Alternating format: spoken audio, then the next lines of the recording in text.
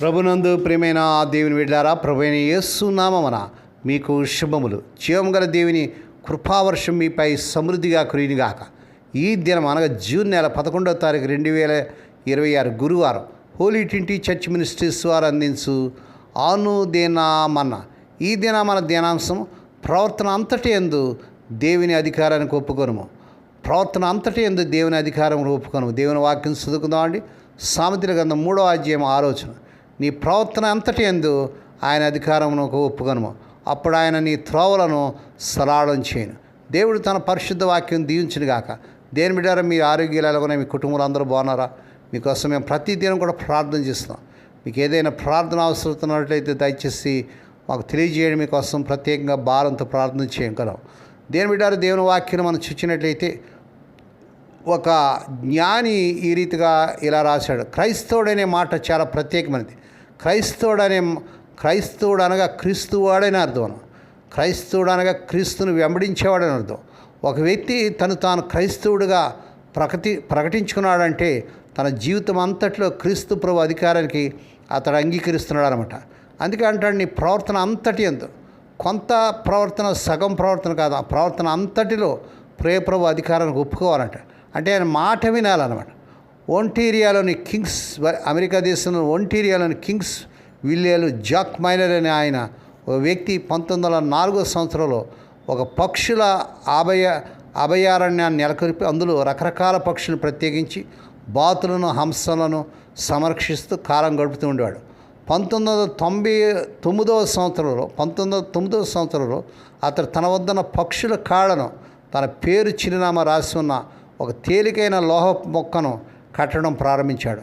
అలా చేయడం ద్వారా పక్షులు ఎక్కడైనా దూర ప్రాంతాలకు వెళ్ళి గాయపడటం లేదా మరణించడం లేదా వేట ఆడటం జరిగినప్పుడు ఆ లోహపు మొక్కను కనుగొన్న వ్యక్తి దాన్ని జాక్ మైనర్ వద్దకు తిరిగి పంపించేవాడు. ఆ విధంగా అతడు వందలాది లోహపు మొక్కలను వెనుదిరిగి రావడం ప్రారంభించాయి. దీని ద్వారా తన పక్షులు ఎక్కడెక్కడికి వెళుతున్నది, అక్కడ వాటికి ఏమి జరుగుతున్నది అతడు తెలుసుకునేవాడు. దేవుని స్తోత్రం.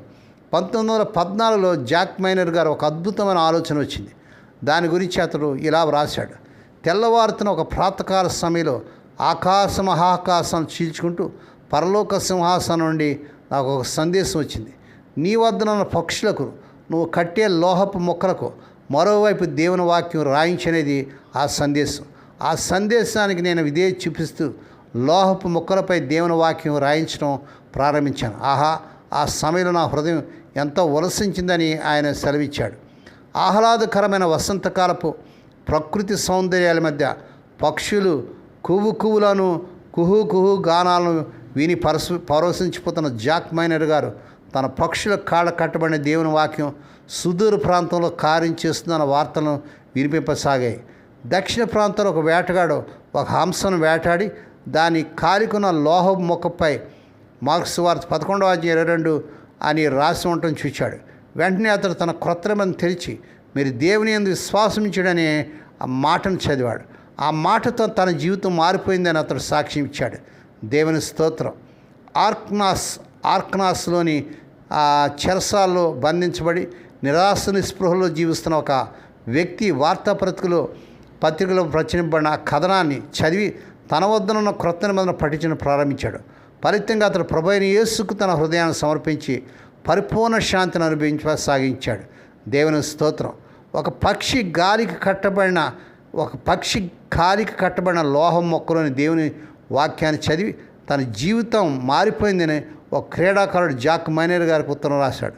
ఆ తర్వాత కాలంలో జాక్ మైనర్ గారు కుప్పలు తెప్పలకు ఉత్తరాలు రావడం ప్రారంభించాడు. దేవుని స్తోత్రం. పక్షుల కాళ్ళ కట్టబడిన లోహం మొక్కల్లోని దేవుని వాక్యం తమ జీవితాన్ని మార్చివేసిందనేదే ఆ ఉత్తరాల్లోని సారాంశం. హెడ్సన్ బే దీవుల్లో పనిచేస్తున్న ఒక మిషనరీ జాక్ మైనర్ గారి వద్దకు వచ్చి లోహపు మొక్కల్లోని దేవుని వాక్యం రెడ్ ఇండియన్లను, ఎస్కిమోలను నూతనమైన విధానాలు ప్రభావితం చేస్తూ వాళ్ళ విశ్వాస బీజాలు నాటుతుందని తెలిపాడు. వాళ్ళు తన వద్దకు వచ్చి ఆ లోహం మొక్కలను చూపిస్తూ వాటిలో ఏమి రాసిందో తమకు తెలిపని అడుగుతున్నట్టుగా అతడు చెప్పాడు. ఆ మాట విన్న జాక్ మైనర్ గారు ఎగిరి గంతేశాడు. దేవునికి స్తోత్రం. అతని ఆనందం అంబరాన్ని తాకింది. అతను చిరునవ్వులు అందిస్తూ ఆ మిషనరీ ఇలా అన్నాడు, నా పనిలో నేను దేవునికి భాగస్వామ్యం ఇచ్చి ఉండనట్లయితే, నా ప్రవర్తన అంతట్లో నేను ఆయన అధికారానికి ఒప్పుకొని ఉండనట్లయితే నా పక్షులు అభయారణ్యం ఇలా ప్రపంచవ్యాప్తంగా ప్రసిద్ధి చెందేది కాదు. అవును, తాను విరోధం కోసం చేస్తున్న పనిలో జాక్ మైనర్ గారు దేవునికి స్థానం ఇచ్చాడు. దేవుని బిడ్డ, నువ్వు దేవునికి స్థానం ఇస్తున్నావా? ఆయన నీ ప్రవర్తన అంతటా ప్రభుకి లోబడి ఆయన సాక్షిగా జీవిస్తున్నావా? ఆయన మాటకు విధేయత చూపించాడు జాక్ మైనర్ గారు. ఫలితంగా దేవుని వాక్యం ప్రపంచ నలుమూలకు వ్యాపించింది. దేవుడి మాటలు దీవించిన గాక. ప్రార్థన చేసుకుందామండి. పరిశుద్ధుడైన మా తండ్రి, జాక్ మైనర్ గారిని బట్టి నేను స్తుతిస్తున్నాం తండ్రి. పక్షులు కాళ్ళకు కట్టినటువంటి వాక్యం ద్వారా అనేక మంది మార్పు చెందినట్టుగా ప్రపంచంలో నలుమూల మేము చూస్తున్నాం నాయన. మేము కూడా నీకు సాక్షులుగా నీ వాక్యాన్ని ప్రకటించేవారుగా, అనేకులకు సాక్షులుగా, అనేకులు మీ మధ్యకు నడిపించేవారుగా చేయండి. ఈ వర్తమానం ప్రతిదినం కూడా వింటూ, షేర్ చేస్తూ, లైక్ చేస్తూ, సబ్స్క్రైబ్ చేస్తూ మా ప్రియులు దీవించండి. ఈ దినం పుట్టినదినాలు, వాహదినాలు, ఆ శుభదినాలు జరుపుకుంటే బిడ్డలు బహుగా దీవించి వారికి సంవత్సరమైన దాయక్రీటైన బిడ్డలకు ధరింపజేయండి.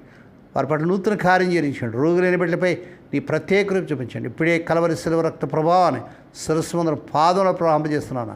స్వస్థత, ఆరోగ్యం, విడుదల యేసు నామములో ప్రకటిస్తున్నాను తండ్రి.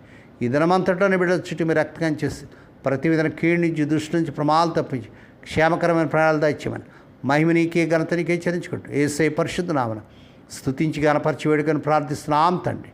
ఆమేన్. మన ప్రభువైన యేసుక్రీస్తు వారి కృప, తండ్రి అయిన దేవుని ప్రేమ, పరిశుద్ధాత్మ దేవునికి అన్ని సహవాసము సదాకాలం మీకు తోడేండి నడిపించి బలపరచునుగాక. ఆమేన్.